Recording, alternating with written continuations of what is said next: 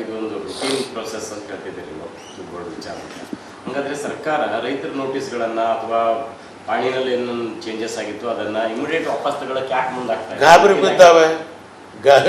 ಇದು ಹೇಳ್ತಾವೆ ಹುಲಿ ಬಂತು ಅಂದರೆ ಗಾಬರಿ ಬಿದ್ದಾವೆ. ಫಸ್ಟ್ ಟೈಮ್ ಇದನ್ನು ಸಿದ್ದರಾಮಯ್ಯ ಗಾಬರಿ ಬಿದ್ದಿರೋದು ನೋಡಿರೋದು ನಾನು. ಗಾಬರಿ ಆಗ್ಬೇಕಾಯ್ತಿಲ್ಲ. ಇಸಿ ನೀವು ಮುಖ್ಯಮಂತ್ರಿ ಹೇಳಿ, ನೀವು ರೈತರ ಜಮೀನದು ಯಾರು ಬಿಡಿಸ್ಕೊಳ್ಳೋದಿಲ್ಲ. ನಿಮ್ದು ಏನದ ವಿಲೇಜ್ ಅಕೌಂಟೆಂಟ್ ಕಳಿಸಿ ಇವ್ರ ಹೆಸರಿಗೆ ಉತ್ತಾರಿ ಇತ್ತು ಪಾಣಿ ಇತ್ತು ಅಂದರೆ ಖಲಾಸ್. ಅದ್ರ ಮೇಲೆ ಮತ್ತೆ ನೀವು ಯಾರು ಅಪೀಲು ಇಲ್ಲ, ಕೋರ್ಟು ಇಲ್ಲ. ಸರ್, ಈಗ ಸಾಮಾನ್ಯವಾಗಿ ತಂದಿ ಸತ್ತ ಮೇಲೆ ಮಗ ತನ್ನ ತಂದೆ ಆಸ್ತಿನ ತನ್ನ ಹೆಸರಿಗೆ ಮಾಡ್ಕೊಳ್ಬೇಕಾದ್ರೆ, ಟ್ರಾನ್ಸ್ಫರ್ ಮಾಡ್ಕೋಬೇಕಾದ್ರೆ ಅವ್ನ ಚಪ್ಲಿನೇ ಸವದು ಹೋಗ್ತಾವ. ತಹಸೀಲ್ ಕಚೇರಿಗೆ ಹೋಗಿ ಟ್ರಾನ್ಸ್ಫರ್ ಆಗೋದಿಲ್ಲ. ಆದ್ರೆ ಇಲ್ಲಿ ರೈತರಿಗೆ ಒಂದೇ ಒಂದು ನೋಟಿಸ್ ಕೊಡ್ಲಾರ್ದೆ ಒಂದಲ್ಲ ಸಾವಿರಾರು ಕಡೆ ಪ್ರಕರಣಗಳಲ್ಲಿ ಒಗ್ಬೋರ್ಡ್ ಹೆಸರು ರಾತ್ರೋರಾತ್ರಿ ಹೆಂಗ್ ಬಂತು? ಅದೇ ತಪ್ಪು. ಅದು ಒಗ್ಬೋರ್ಡ್ ಹೆಸರು ರಾತ್ರಿ ಬರಕ್ಕೆ ಸಾಧ್ಯವೇ ಇಲ್ಲ. ನೀವು ತೋರಿಸಿ. ವಕಫ್ ಬೋರ್ಡು ಅದಕ್ಕೊಂದು ನಿಯಮ ಇದೆ. ವಕಫ್ನಲ್ಲಿ ಆಸ್ತಿ ಹೇಗೆ ಬರುತ್ತೆ?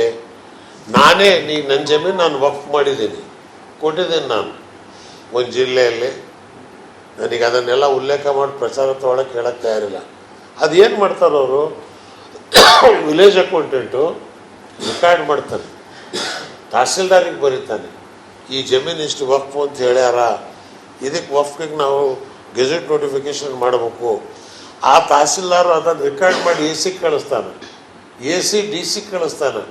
ಡಿ ಸಿ ಸರ್ಕಾರಕ್ಕೆ ಕಳಿಸಿದ ಮೇಲೆ 12 ತಿಂಗಳ ನಂತರ ಅದು ಗೆಜೆಟ್ ನೋಟಿಫಿಕೇಶನ್ ಆಕತಿ. ರಾತ್ರಿ ಗೆಜೆಟ್ ನೋಟಿಫಿಕೇಶನ್ ಆಗಲ್ಲ. ಈ ದುರ್ದ ಈ ಸುಮ್ಮನೆ ಜಮೀರ್ ಅಹಮದ್ ಬಾಯಲ್ಲಿ ಹೇಳಿ ಕೆಟ್ಟನವನು. ರಾಜ್ಯಾದ್ಯಂತ ಏನ್ ಪ್ರವಾಸ ಮಾಡಿದ್ರು, ಕೆಲವೊಂದು ಸಭೆಗಳು ಮಾಡಿದ್ರು, ಅದೇ ಮೈ ಮ್ಯಾಗಿರೋ ಕಸ ತಗೊಂಡು ಆನೆ ಮೈ ಮ್ಯಾಗ ಹಾಕೊಂಡಂಗೆ ಇವ್ರು ಮಾಡಿಕೊಟ್ಟಿರಕ್ಕಂಥ ಸ್ವಯಂ ಅಪರಾಧ ಇದು. ಇದು ಯಾರು ಹಿಂದೆ ಅದಾಲತ್ಗಳು ಬೊಬ್ಬಡಿ ಬಾರಿಸ್ಕೊಂಡು ತಿರುಗ್ತಿರ್ಲಿಲ್ಲ. ಇವು ಅವಶ್ಯಕತೆ ಇಲ್ಲದ ಏನು ಅದಾಲತ್ ಇದು? ಇದೇನು ಎಲೆಕ್ಟ್ರಿಸಿಟಿ ಅದಾಲತ್ತ? ನಮ್ಮ ಮೀಟ್ರ್ ಬಿಲ್ ಜಾಸ್ತಿ ಆಗ್ಯದ, ನೀವು ಕಡಿಮೆ.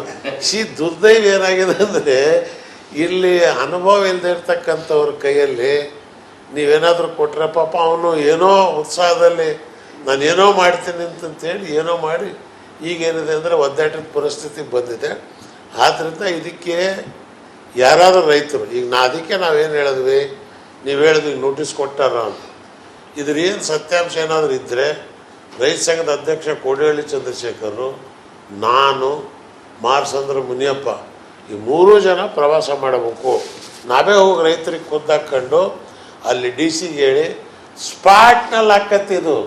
ಇದೇನು ಬೇರೆ ಆಗ್ಬೇಕಾದಂಥದ್ದು ಇಲ್ಲ. ದೇವರಾಜ ಅರಸರು ತಂದಂಥ ಭೂ ಸುಧಾರಣೆ ಕಾಯ್ದೆ ಪ್ರಕಾರವಾಗಿ ಯಾರ ಹೆಸರಿಗೆ ಪಾಣಿ ಇದೆಯೋ ಅವ್ರ ಹೆಸರಿಗೆ ಜಮೀನು ಕೊಡಬೇಕು.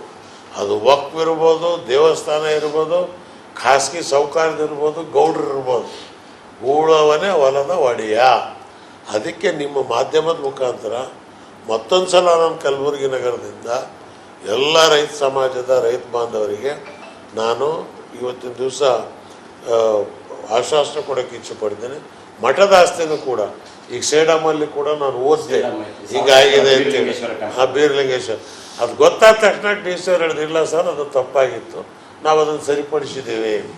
ಸೊ ಇದನ್ನು ಎಲ್ಲೆಲ್ಲಿ ತಪ್ಪಾಗಿದೆ ಅದನ್ನು ಸರಿಪಡಿಸ್ತಕ್ಕಂಥ ಕೆಲಸವನ್ನು ಮತ್ತು ಮುಜರಾಯಿ ವಕ್ಫು ಈ ಎರಡೂ ಒಂದೇ. ಇದರ ಮಧ್ಯದಲ್ಲಿ ವಿವಾದ ಬರಬಾರದು. ಅದು ದೇವರು, ಇದು ದೇವರು. ಅದು ಹೋದ್ರು ಒಳ್ಳೇದಕ್ಕೆ, ಇದು ಹೋದ್ರು ಒಳ್ಳೇದಕ್ಕೆ. 50 ಕುಟುಂಬಗಳು ಆಶ್ರಯ ಕಾಲನಿ ಅಂತ ಮಾಡ್ಕೊಂಡ್ರು ಸರ್. ಆಳಂದ್ ತಹಸೀಲ್ದಾರ್ ಅವರೇ ಅವರಿಗೆ 20 ವರ್ಷಗಳ ಹಿಂದೆ ನಿವೇಶನಗಳನ್ನು ಹಂಚಿಕೆ ಮಾಡಿರೋಂಥದ್ದು. ಅಲ್ಲಿ ವೆಲ್ಡ್ ಸುಸಜ್ಜಿತ ಮನೆಗಳಾಗಿದ್ದಾವೆ. ಈಗ ಅಲ್ಲಿ ವಕ್ಫ್ ಬೋರ್ಡ್ ಹೆಸರು ಬಂದಿದೆ. ಆ ಪಾಣಿನಲ್ಲಿ ಆಳಂದ್ ತಹಸೀಲ್ದಾರ್ ಹೆಸರಿನಾಗಿರೋಂಥ ಪಾಣಿನಲ್ಲಿ ವಕ್ಫ್ ಬೋರ್ಡ್ ಹೆಸರು ಬಂದಿದೆ. ಅದನ್ನ ಸರಿಪಡಿಸ್ತಾ ಇಲ್ಲ. ಆದ್ರೆ ದೇವಸ್ಥಾನಗಳದ್ದು ಅಥವಾ ಭಾವನಾತ್ಮಕ ವಿಚಾರಗಳು ಯಾವಿದಾವೆ ಅವು ಬೇಗ ಸರಿಪಡಿಸ್ತಾರೆ. ಅದನ್ನೇ ನೀವು ಹೇಳಿದ್ನಲ್ಲ, ನಾನು ಟೂರ್ ಮಾಡ್ತಕ್ಕಂಥ ಇದನ್ನು ಸರ್ಕಾರ ಮಾಡಬೇಕಾಗಿತ್ತು, ನಾವು ಮಾಡಬೇಕಾಗಿರಲಿಲ್ಲ. ಆದರೂ ನಮ್ಮ ಜವಾಬ್ದಾರಿ ಇದೆ. ಅಧಿಕಾರದಲ್ಲಿ ನಾವು ಇಲ್ಲದೆ ಇರ್ಬೋದು, ಆದರೆ ಸಾರ್ವಜನಿಕ ಕ್ಷೇತ್ರದಲ್ಲಿ ಇದ್ದೀವಿ ನಾವು. ಎಲ್ಲೆಲ್ಲಿ ಇಂಥ ಅನ್ಯಾಯ ಆಕತ್ತೋ ಅಲ್ಲಿ ಸರಿಪಡಿಸ್ತಕ್ಕಂಥದ್ದಕ್ಕೆ ಅಲ್ಲಿ ಮನೆ ಕಟ್ಟಿದ್ರೆ ಪ್ರಶ್ನೆನೇ ಇಲ್ಲ. ಈಗ ಮನೆ ಅಕ್ವೈರ್ ಮಾಡಲಾರ್ದೆ ಮನೆ ಕಟ್ಟಕ್ಕೆ ಬರಲ್ವಲ್ಲ. ಆಶ್ರಮ ಮನೆ ಕಟ್ಬೇಕಾದ್ರೆ ಅಕ್ವೈರ್ ಮಾಡಿದ್ದಾರೆ, ಅದು ತಹಸೀಲ್ದಾರಿಗೆ ಗೊತ್ತಿಲ್ಲ. ಹಕ್ಕು ಪತ್ರ ಇದಾವೆ, ಆ ತಹಸೀಲ್ದಾರಿಗೆ ಗೊತ್ತಿಲ್ಲ. ಅವಿವೇಕ್ತನ ಅದು.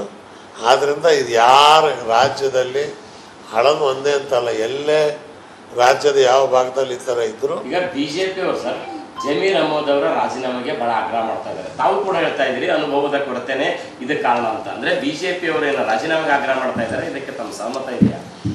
ಒಂದ್ಸಲ ಗಂಡ ಹೆಂಡತಿ ಜಗಳ ಆಡಿದಂದ್ರೆ ನೀನು ವಿವಾಹ ವಿಚ್ಛೇದನ ಮಾಡುವಂತ ಹೆಂಗೆ ಹೇಳಿ ನಾನು?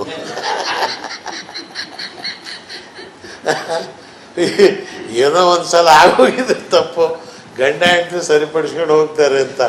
ಅದು ಸಿದ್ದರಾಮಯ್ಯನಿಗೂ ಸರ್ಕಾರಕ್ಕೆ ಬಿಟ್ಟಿರ್ತಕ್ಕಂಥದ್ದು. ನಾ ಯಾರ ಬಗ್ಗೆ ರಾಜೀನಾಮೆ ಕೊಡು ಅಂತೇಳಿ ಕೇಳೋಕ್ಕೆ ಹೋಗೋದಿಲ್ಲ, ಮಾಡೋಕ್ಕೆ ಹೋಗೋದಿಲ್ಲ. ಆದರೆ ಇವತ್ತು ರಾಜ್ಯದಲ್ಲಿ ಇಂಥ ಪರಿಸ್ಥಿತಿ ನಿರ್ಮಾಣ ಆಗ್ತಕ್ಕಂಥದ್ದಕ್ಕೆ ಬಿ ಜೆ ಪಿಯವ್ರ ಕೈಯಾಗ ಕೋಲು ಕೊಡಬೇಡ್ರಿ. ಅವ್ರ ಕೈಯಾಗ ಕೋಲಿಲ್ಲ, ನೀವೇ ತೊಗೊಂಡು ಕೊಡ್ತಾಯಿದ್ದೀರಿ, ಬರ್ರಿ ನಮ್ಮನ್ನು ಬಡೀರಿ ಅಂತೇಳಿ ಅಂತ. ಸೊ ಅದಕ್ಕೇನಿದೆ ಅಂತ ಹೇಳಿದ್ರೆ ಬಿ ಜೆ ಪಿಯವ್ರಿಗೂ ಅಷ್ಟೇ ಬೇಕು. ಅವರು ಹಿಂದೆ ಮುಂದಿಲ್ಲ.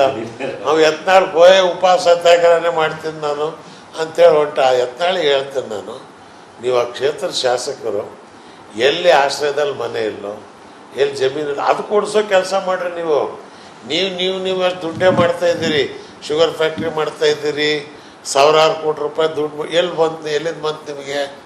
ಇದನ್ನು ನಿಮಗೆ ಕೇಳಿದ್ರೆ ಸಿಟ್ಟು ಬರ್ತೈತಿ. ನಾನೇನು ಬೇಕಾದ್ರೂ ಮಾಡ್ಕೊತೀನಿ, ನಂದು ಕೇಳಬೇಡ್ರಿ, ನಿಮ್ದು ಹೇಳ್ರಿ. ಇದನ್ನೇ ಅವ್ರಿಗೆ ಹೇಳ್ತಕ್ಕಂಥದ್ದು. ಯತ್ನಾಳ್ರವರೇ, ಅನ್ಯರ ಡೊಂಕನ್ನು ನೀವೇ ಕಿತ್ತಿದ್ದೀವಿ.